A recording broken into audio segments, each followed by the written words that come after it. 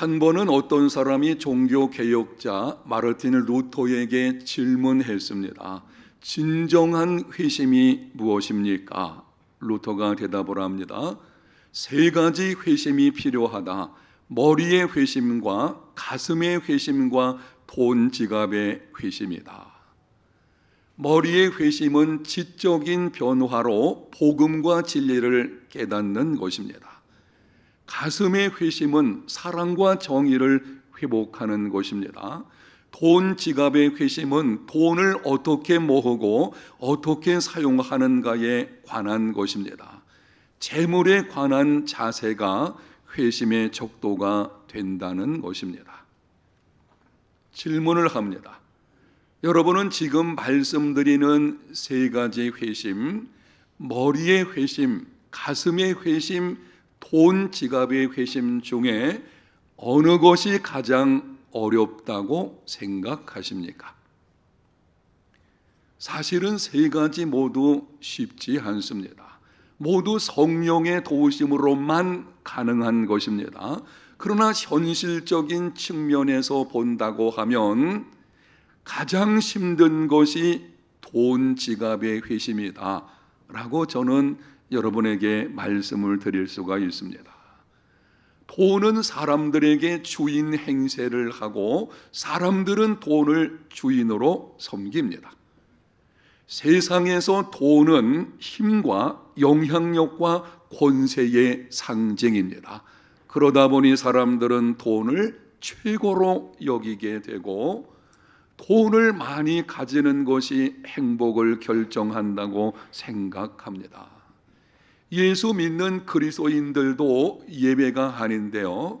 예수 믿는 사람들도 가만히 보게 되면 다른 것들에 관해서는 잘 양보하면서도 돈 문제에 관련해서는 절대 양보하지 않는, 그리 많지 않은 돈 가지고도 부들부들 떠는 이런 모습을 보게 됩니다. 어떤 그리스도인은 이렇게 하나님께 기도를 합니다. 하나님, 제가 있는 모든 것 나까지도 하나님께 드리겠습니다. 다만 한 가지, 내 돈 지갑은 건드리지 마십시오. 구원의 확신을 가지고 교회에서 직분을 받아 충성하면서도 돈 문제는 정직하지 못한 사람들이 있습니다. 인색합니다.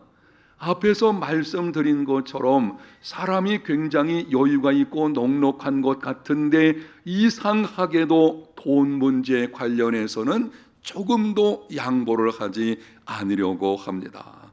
여러분, 왜 그렇게 하는 것입니까? 돈은 사람들에게 주인 행세를 하고 사람들은 돈을 주인으로 섬기기 때문입니다.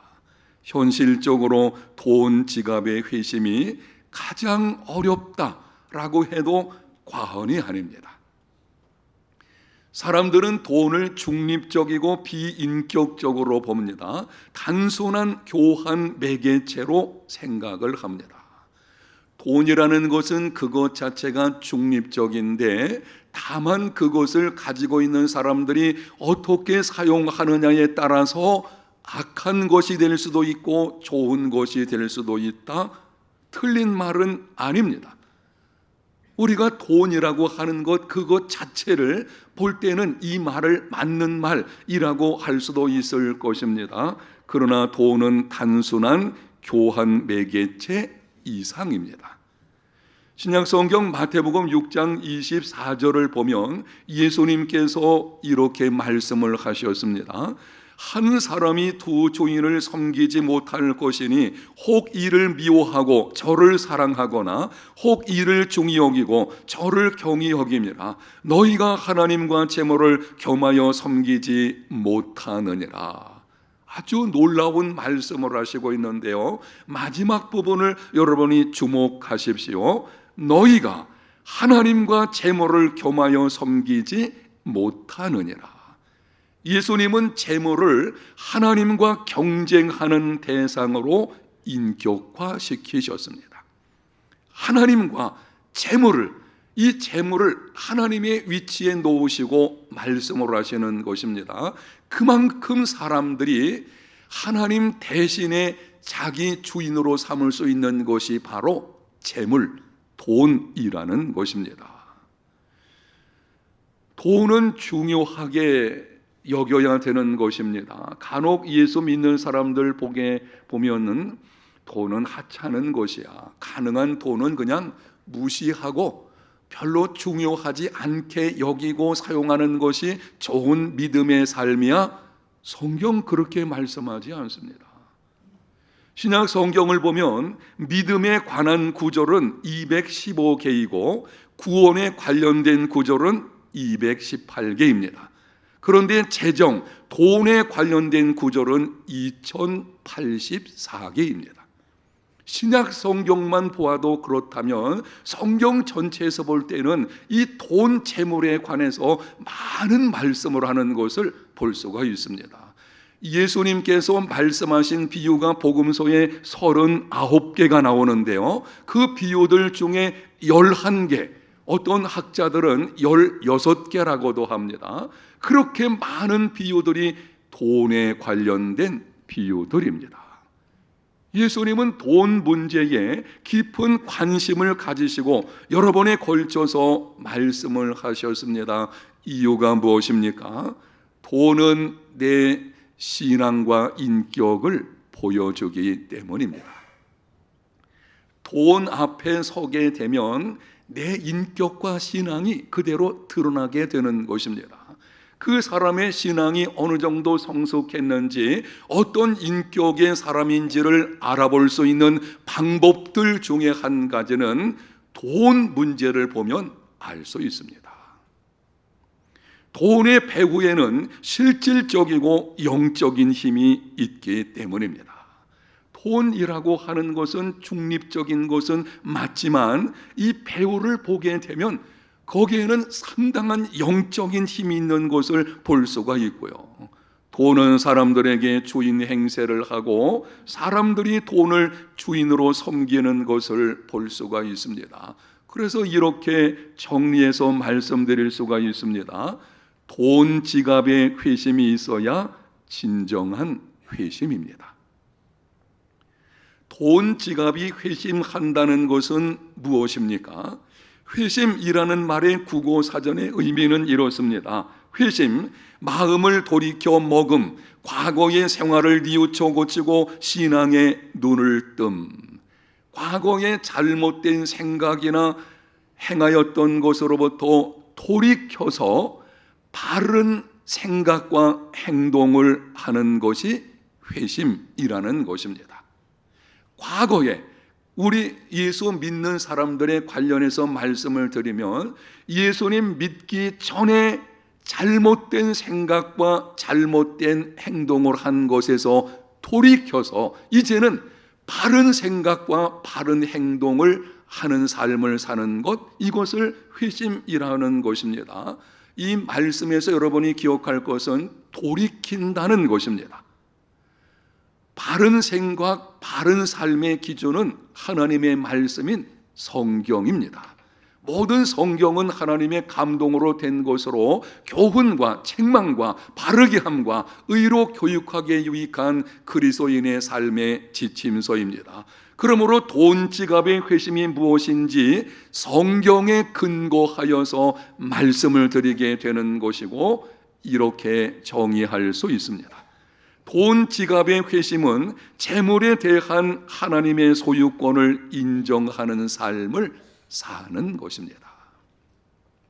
예수 믿기 전에는 돈을 내 것으로 알고 내 뜻대로, 내 마음대로, 내 욕심을 따라서 살아갔습니다. 그러나 예수님을 믿고 난 이후에는 내가 가진 모든 것이 하나님의 것임을 알고 하나님의 뜻대로 사용하기를 힘쓰는 삶을 살아가는 것, 바로 이것이 돈 지갑의 회심인 것이고, 조금 바꿔서 말씀을 드리면 재물에 대한 성경적 가치관을 갖는 것입니다. 오래전에 어떤 의사가 이렇게 말하는 것을 들었습니다. 예수님을 믿기 전에는 병원에 환자가 찾아올 때에 돈이 굴러 들어오는 것으로 생각했습니다. 그런데 이제는 내가 예수님을 믿고 나니 찾아오는 환자를 볼 때에 하나님의 형상대로 지음을 받은 내가 섬겨야 될 사랑으로 보여집니다. 이것이 돈 지갑의 회심입니다. 예수 믿기 전에 돈, 재물에 대한 생각이 예수 믿은 후에는 바뀌어지는 것입니다. 근본적으로 회심, 회개라고 하는 것의 중심에는 하나님이 계시거든요. 세상으로부터 하나님께로 돌아서는 것이 회개, 회심인 것이고, 재물과 관련해서는 세상에 속한 내 것이라고 생각했던 것에서 이제는 하나님의 소유권을 인정하고 하나님이 기뻐하시는 대로 재물을 사용하기를 힘쓰는 것, 그것이 돈 지갑의 회심입니다. 오늘 본문에 보게 되면 한 부자가 농사를 지어서 큰 소출을 얻었습니다. 가지고 있는 창고를 채우고도 남을 형편이었습니다. 그래서 심중에 생각하여 이르기를, 본문 18절과 19절을 봅니다. 내가 이렇게 하리라. 내 곡간을 헐고 더 크게 짓고 내 모든 곡식과 물건을 거기에 쌓아두리라. 또 내가 내 영혼에게 이르되 영혼아 여러에 쓸 물건을 많이 쌓아두었으니 평안히 쉬고 먹고 마시고 즐거워하자. 틀림없이 주변 사람들은 성공한 사람, 부러움의 대상으로 삼았을 것입니다. 그런데 오늘 본문 예수님의 비유 마지막 부분에 보게 되면 하나님께서 이렇게 평가하십니다. 어리석은 자여, 오늘 밤 내가 네 영혼을 도로 찾으리니 그러면 내가 준비한 것이 누구의 것이 되겠느냐. 주변의 모든 사람들이 말을 합니다. 당신은 성공한 사람입니다. 당신의 삶을 보니 나도 그렇게 되었으면 좋겠습니다. 그런데 하나님의 평가는 어리석은 사람아. 왜 그렇게 하나님께서 평가하시는 것입니까? 이 부자가 어리석은 이유가 무엇인지 그가 한 말을 다시 들어보십시오. 내 곡간, 내 모든 곡식과 물건, 내 영혼, 모든 것을 자기 것으로 생각한 것입니다. 내가 가지고 있다 그래서 내 것이 아니죠. 하나님께서 잠시 내게 위탁해 놓으신 것입니다. 하나님의 것을 맡아 가지고 있는 것인데 그것을 알지 못하고 나의 것으로 생각하는 것, 이게 어리석은 것입니다. 이 부자가 하는 말을 다시 들어보십시오. 내 곡간을 헐고 더 크게 짓고 거기에 물건을 쌓아두리라. 가지고 있는 창고가 상당히 컸을 것입니다. 부자였거든요. 그런데 그의 얼마나 농사를 잘 됐는지 큰 창고에 쌓아놓고도 남을 지경이었어요. 여러분, 그렇다면 아니 그 정도라면은 당시 가난한 사람들이 얼마나 많이 있겠습니까? 그러면 그것을 나누는 삶이 되어야 그것이 성공하는 삶이라고 할 수가 있을 것인데 차고 넘치니까는 더 크게 짓고 쌓아놓고서 이렇게 생각하는 것입니다. 이게 인생의 성공이야? 아니요. 진정한 인생의 성공은 쌓는 데 있는 것이 아니라 의미 있는 삶을 사는 데 있는 것이고요. 그것은 나누는 삶에 있습니다. 어리석은 부자의 말을 또 한번 들어보십시오. 내 영혼아 여러에 쓸 물건을 많이 쌓아두었으니 평안히 쉬고 먹고 마시고 즐거워하자. 이 배경 속에는 이런 뜻입니다. 이 땅에서의 삶이 전부이니 내가 이제는 영원히 먹고 마시고 즐거워하자. 이게 어리석은 것이죠. 이 땅의 삶이 전부가 아니거든요. 하나님께서 말씀을 하십니다. 오늘 밤 내 영혼을 도로 찾으리니 그러면 네 준비한 것이 누구의 것이 되겠느냐? 하나님이 부르시면 가야 하는 것이 인생인 것입니다. 그것을 알지 못하고 자기를 위해서는 부요하면서 하나님께 부요하지 못함으로 인해서 어리석은 자여라고 하는 평가를 받게 된 것입니다. 사랑하는 성도 여러분, 지금 내가 가지고 있다고 해서 나의 것이 아닙니다. 우리가 금고에 많은 재물을 쌓아놓고 통장에다가 거금을 집어넣고 물론 그렇게 많은 재물이 있으면 삶이 편리할 것이고 누리는 삶을 살 수가 있을 것입니다. 그래서 그것이 나쁘다 이렇게 말할 수는 없을 것입니다. 그런데 중요한 것은 이런 것입니다. 그렇게 쌓아놓았다고 해서 내 것이 아닙니다. 내가 쓴 것만이 나의 것이고, 엄밀한 의미에서 말씀을 드리면 선한 일을 위해서 사용한 것만 나의 것입니다. 나는 하나님의 것을 맡아 가지고 있는 재물의 청지기일 뿐입니다. 이렇게 말하는 사람들이 있습니다. 내 힘으로 노력해서 취직했고 매일 열심히 일함으로 돈을 얻었으니 그러므로 내 것이 아닙니까? 내가 수고해서 얻은 것인데 이게 내 것이지 왜 이게 하나님의 것입니까? 하늘에서 툭 떨어진 것도 아니고. 여러분, 이게 착각인데요. 생각을 해보십시오. 내가 지금 가지고 있는 천부적인 재능, 내가 만든 거 아닙니다. 나의 일자리, 여러분이 직장 생활이나 아니면 사업을 하든지 여러분의 일자리, 사실은 내가 만든 것이 아닙니다. 여러분을 고용한 사람의 의사 결정, 내가 한 것이 아닙니다. 많은 재물, 하나님께서 재물을 얻을 수 있는 능력과 여건을 주셨기 때문에 얻게 된 것입니다. 모든 재물은 하나님의 것이요, 현재 내가 소유한 재물은 하나님께서 잠시 내게 맡겨주신 것뿐입니다. 시편 24편 1절에 분명하게 말씀을 합니다. 땅과 거기 충만한 것과 세계와 그 중에 거하는 자가 다 여호와의 것이니로다. 천지 만물을 창조하신 분은 하나님이십니다. 그분이 만드셨기 때문에 그분 것입니다. 우리는 단지 그분 것을 우리에게 맡겨주신 것이고 그것을 이 땅에서 받아서 잠시 누리는 것뿐입니다. 때가 되면 하나님께서 우리를 부르게 되는데요, 한 번 죽는 것은 사람에게 정해진 것입니다. 우리 모든 사람은 때가 되면 하나님께서 부르십니다. 너 내게로 오너라. 그러면 그날에 모든 것 내려놓고 가야 합니다. 그러면 하나님께서 내가 내려놓은 그것을 다른 사람에게 맡겨주실 것이고 그 사람이 그것을 받아가지고 누리며 살다가 때가 되면 하나님이 부르시게 될 것이고 그 사람도 내려놓게 될 것이고 또 다른 사람에게 가게 되어지는 것입니다. 우리는 이 땅에 사는 동안 하나님이 맡겨주신 것을 잠시 즐기고 사용하는 것뿐입니다. 재물에 대한 하나님의 소유권을 인정하는 삶이 되시기를 축복합니다. 제가 지금 여러분에게 드리는 이 말씀을 끝까지 잘 기억하셔야 돼요. 재물에 대한 하나님의 소유권을 인정하는 삶을 사는 것입니다. 많은 그리스도인들이 맞습니다. 내 모든 것은 하나님의 것입니다. 그런데 삶은 그렇지 않아요.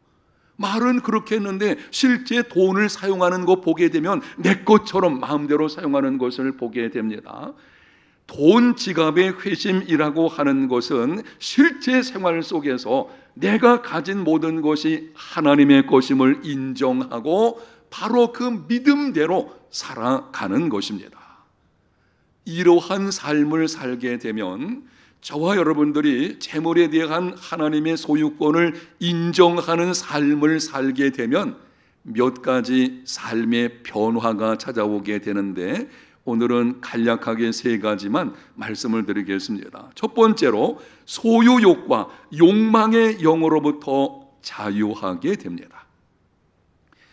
돈에 관한 근본 문제는 잘못된 예산, 무분별한 소비, 잘못된 투자가 아닙니다.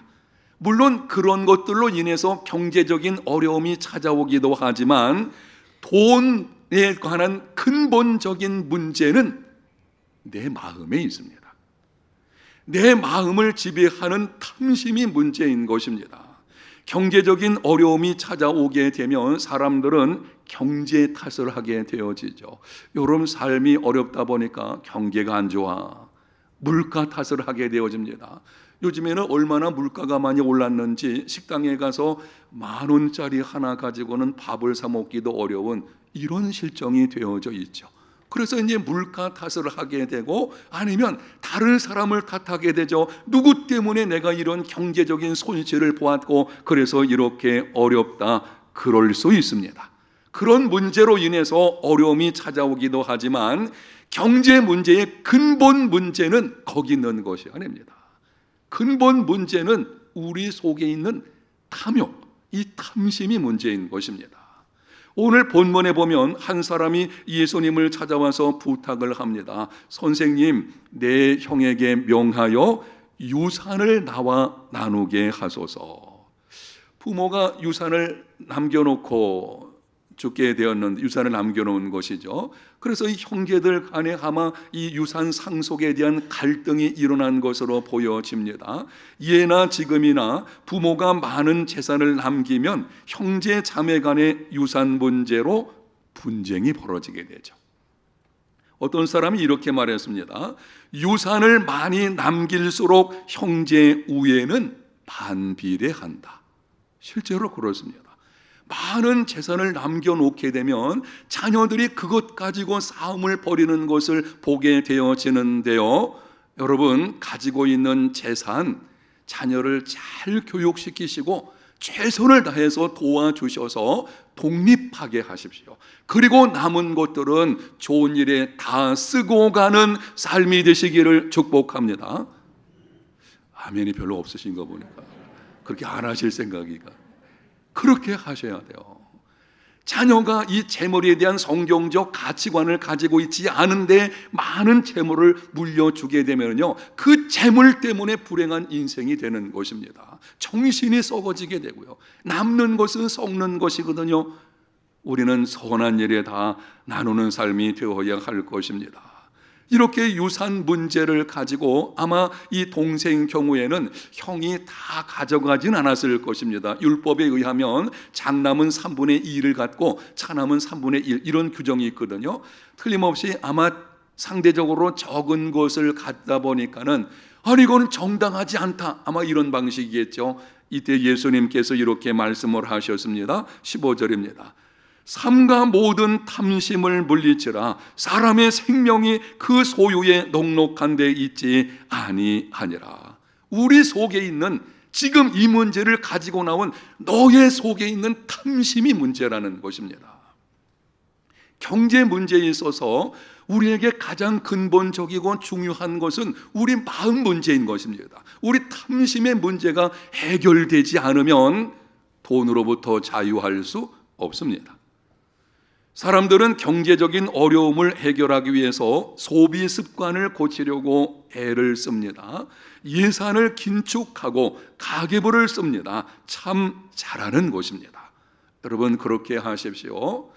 여러분의 가정에 가정 경제에 어려움이 찾아오게 되어지면 소비 패턴을 한번 살펴보셔서 낭비되는 것들은 이제는 지출해서는 안 되겠죠.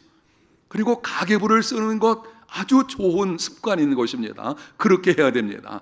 여러분, 그런데 그것만으로는 충분하지 않습니다. 그렇게 아끼고 전략해서 쌓는다고 할지라도 내 마음의 탐심을 해결하지 않으면 절대 돈으로부터 자유할 수 없습니다. 우리가 돈을 끌고 가야 되는데 돈이 나를 끌고 가는 일이 벌어지는 것이거든요. 이 탐심, 소유에 대한 욕심 때문에 문제인 것입니다. 어떻게 하면은 이 탐심으로부터 벗어날 수가 있겠습니까? 재물에 대한 하나님의 소유권을 인정하는 삶이 되어야 합니다. 돈 지갑이 회심해야 합니다. 두 번째는 나의 존재 가치를 재물에 두지 않는다. 하나님의 소유권을 인정하게 되면 찾아오는 아주 중요한 결과 중에 한 가지는 나의 존재 가치를 재물에 두지 않게 되는 것입니다. 재물을 나의 것으로 여기는 사람은 나의 존재 가치를 재물에 둡니다. 어찌하든지 많은 재물을 소유함으로 자신의 존재 가치를 높이려고 합니다. 수단과 방법을 가리지 않고 돈을 벌려고 합니다. 많은 재물을 벌게 되면 가지지 못한 사람을 무시합니다. 가지고 있는 사람, 많은 재물을 가지고 있는 사람의 착각 중에 하나는 자기가 마치 무슨 교양 있는 사람처럼 여기는 것입니다. 그리고 가지고 있지 못한 사람은 조금 천박한 사람, 이렇게 취급하는 경향들이 세상 속에 있어요.